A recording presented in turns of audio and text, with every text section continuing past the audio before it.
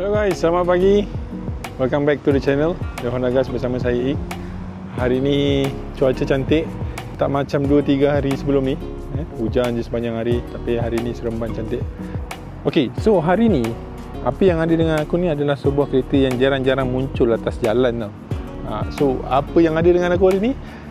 Nak tahu? Jangan lupa like, share, subscribe. Let's go.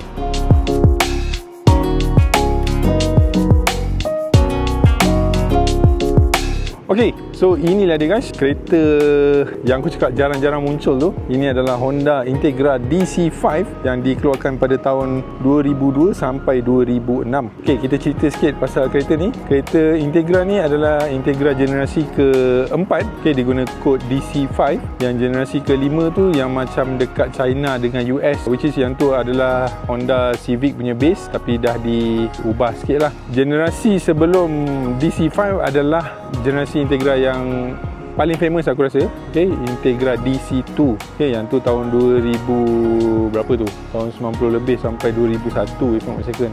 Alright, so macam biasa kita buat luar, lepas tu kita buat dalam, and lepas tu maybe kita buat short test drive lah. Kita test dia punya VTEC. So first kita cerita pasal enjin dia. Enjin dia adalah enjin yang sama daripada Honda FD2R, cumanya dia punya power output kurang sikit, kurang 5 horsepower. Kalau FD2R 221, yang ni 217 horsepower dengan 206 Nm of torque. Okay, dia punya VTEC engagement start daripada 6000 rpm.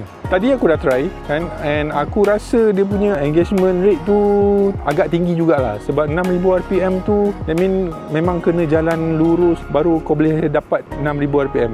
Kalau dia boleh buat dalam 4000 ke 5000, aku rasa lagi best kot. Cornering apa semua lagi ngam lah. Tapi maybe aku yang tak pandai macam mana nak engage di VTEC pada 6000 rpm tu, wallahu alam lah. And this one aku rasa unit daripada Japan. So color dia championship white. Lepas tu interior dia ada choice of black, blue and red. Yang tu depends on exterior punya color lah. Yang orang cakap yang paling rare yang warna biru dengan interior warna biru pun aku tak sure. Kalau korang tahu, maybe boleh komen kat bawah. Okay, suspension setup dia guna McPherson strut dekat depan and double wishbone dekat belakang. Alright, so itu dia punya spek. Kita tengok bahagian depan dulu. Ini adalah versi facelift. Okay, so lampu dia dah tak ada yang half circle tu. So lampu dia bentuk bujur je macam ni, which personally lampu ni nampak lagi cun compared to the pre-facelift lah. Lepas tu dekat bahagian bawah lampu dia ada fog lamp, and then radiator grill dia standard, ada 2 fan kat situ. Dia punya grill kecil je zaman ni, very simple, logo merah, Type R punya logo dekat sini. Rupa dia sebenarnya ada iras-iras macam Honda Civic EP3 tu kan, dia punya lampu shape, lepas tu dia punya bonnet line apa semua lebih kurang sama. Ok, so kita tengok bahagian tepi. Tayar diguna saiz 215/45 R17. Dia datangkan dengan Brembo brake disc. Brake disc of course lah, depan belakang apa semua kan. Side mirror dia kosong, tak ada apa-apa, very basic. Daripada tepi, inilah rupa dia.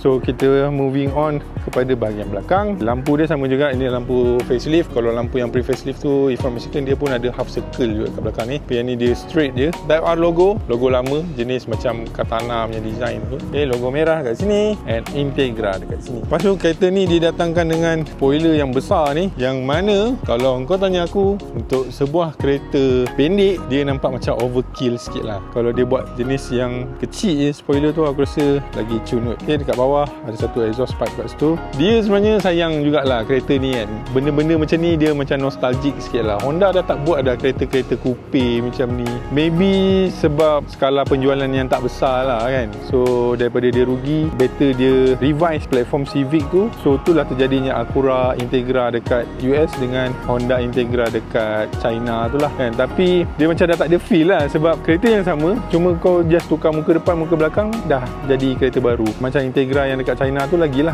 interior apa semua sama. Yang Acura Integra yang dekat US tu je yang lain kan, dia pakai enjin Type R apa semua, yang tu another level lah. Ini interior kereta ni, dia punya bukaan pintu ni tak luas. Kat sini macam aku cakap lah, zaman-zaman ni kereta semua diplastifiedkan oleh car manufacturer. Yang ni semua hard plastik, cuma yang ni dia textured lah. Lepas tu ada fabric warna merah. Lepas tu ada 2 storage kat sini, bawah ni yang panjang macam ni.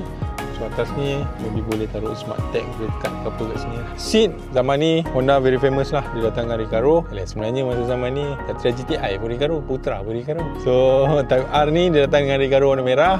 Model aku tak sure model apa. Sorry, I don't have knowledge about the seat. Tapi kalau korang tahu boleh komen dekat bawah lah. So ni dia punya meter cluster. Kereta ni dia punya safety, kalau tak silap aku dia datang dengan ABS, EBD, traction control, yang tu semua standard lah. Masa zaman ni tak ada lagi Honda Sensing ke ADAS ke apa, semua tu tak ada. Okay, lepas tu engine start stop button kat sini, fog lamp, dan ni mirror control lah. Dashboard material dekat atas ni soft touch, yang ni macam getah kan? Tapi yang part-part sini lah, yang dekat sini ni semua hard plastic. Sekali imbas, dia punya dashboard lebih kurang macam EK punya style. Aku tak sure sebab bila aku google gambar online, dia tak datangkan dengan radio tau. Yang ni dia tutup. Tapi aku tak sure sama ada certain unit yang maybe didatangkan dengan radio. Benda ni kalau korang tahu, maybe korang boleh komen dekat bawah lah. Okay, moving on. Kereta ni datang dengan 6-speed manual transmission. Lepas tu ada Integra punya nameplate dekat sini. Handbrake manual, tak ada armrest, tak ada apa, ada 2 cup holder kat sini. Ini aku punya driving sitting position. Aku terpaksa duduk ke depan sikit sebabkan benalah ni. Benda ni mengganggu aku punya kepala. So kalau aku duduk tegak, nampak aku dah tak boleh. Takkan aku nak macam ni, dah atas cermin mat, panas ni. So aku punya leg room, sebenarnya tak ada leg room pun. Even kaki aku pun tersangkut kat sini. Ini kalau dia ni tiba-tiba baring ke apa ke, memang masak aku kat belakang ni. Untuk short journey maybe okay, ataupun untuk budak-budak okay lah. Dia kat belakang ni ada speaker juga kat sini, little storage kat sini. Dan kereta ni tak ada Isofix. Yalah, kereta sport mana ada Isofix. Kau tengok berapa siksa nak keluar kereta ni. Okay, ini dia punya boot space. Aku rasa anggaran lebih kurang dalam 300 ke 400 liter. Aku tak ada data pasal ni. Boleh katakan agak luas juga. Lepas tu dia punya boot height ni tinggi lah, sebab dia boleh sampai ke cermin ni kalau kau nak letak barang apa semua kan. Tapi kalau luggage medium lah. Kalau luggage besar aku rasa dia terlebih daripada boot line. Jom kita test drive kereta ni. Okay, on the suspension side, untuk short driving macam ni, dia ditune agak keras juga kan. Tadi macam apa, jalan ada sikit bump, kau boleh rasa sampai ke kau punya punggung. Tapi maybe ada baiknya lah juga, sebab kereta ni yalah kopi, takkan nak bawa santai-santai. Confirm lah kau nak bawa melenjan ni semua kan. Tapi dalam town aku rasa tak berapa sesuai sangat dengan setup macam ni. Kalau let's say pergi Genting ke, ataupun pergi mana-mana Kelawang ke apa semua, kau nak melenjan corner, suspension setup ni best. Sebab apa? Sebab dia firm. Dia betul-betul ikut apa arahan yang kau bagi pada kereta.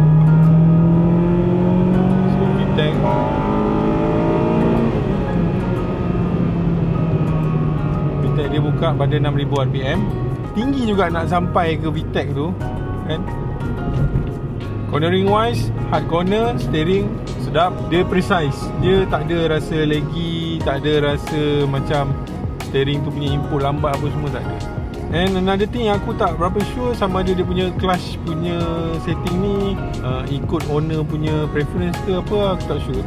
Tapi yang apa aku perasan, aku terpaksa tekan habis sampai ke dalam. Dia macam jauh sikit lah, clutch dia macam rendah sikit. After some time, dia macam mula-mula baru belajar bawa kereta dulu tau.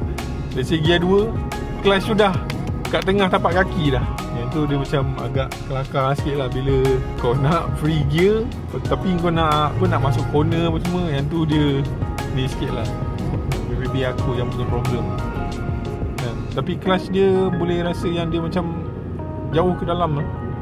Kita test dia punya VTEC lah kan.